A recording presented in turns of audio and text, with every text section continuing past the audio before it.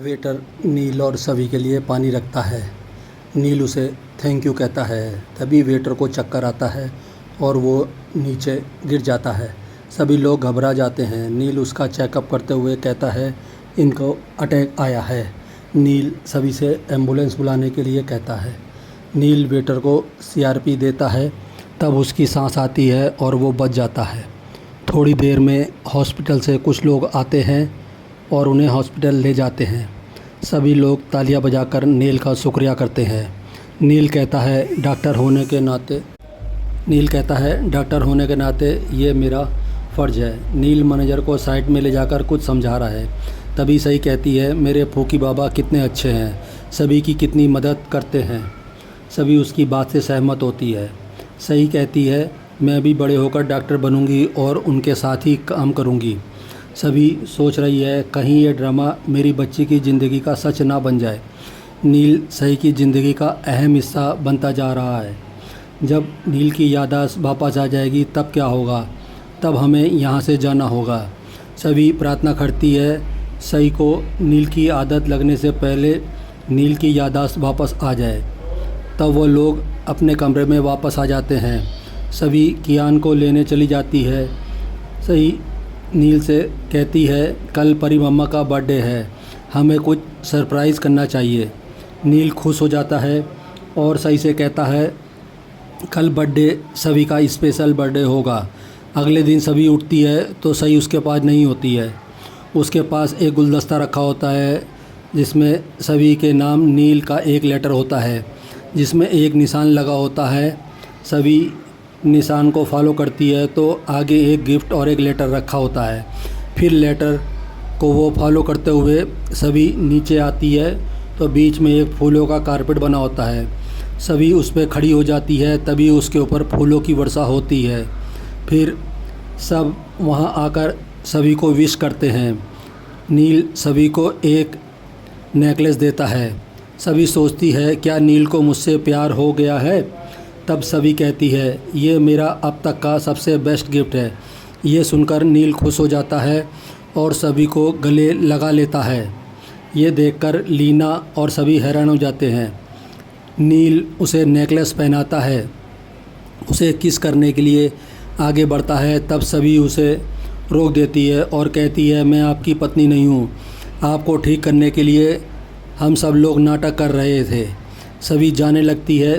तभी नील बेहोश होकर गिर जाता है। सभी प्रधान घबरा जाते हैं। सभी कहती है अगर आपको कुछ हो गया तो मैं अपने आप को कभी माफ़ नहीं करूँगी। तभी सभी को होश आता है। लीना नील और सभी के लिए प्यार देखकर गुस्से में वहाँ से चली जाती है। विनोद उसके पीछे जाते हैं।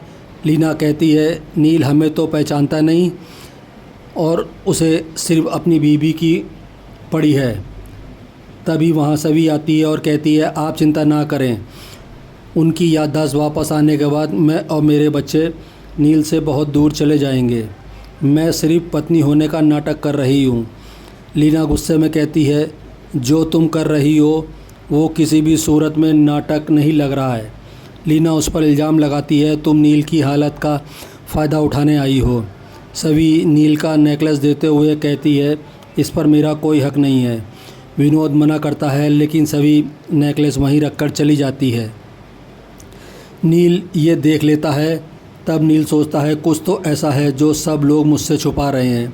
तभी नील प्राची से टकरा जाता है और वो प्राची से पूछता है क्या तुम बता सकती हो मेरा व सभी का रिश्ता पहले कैसा था?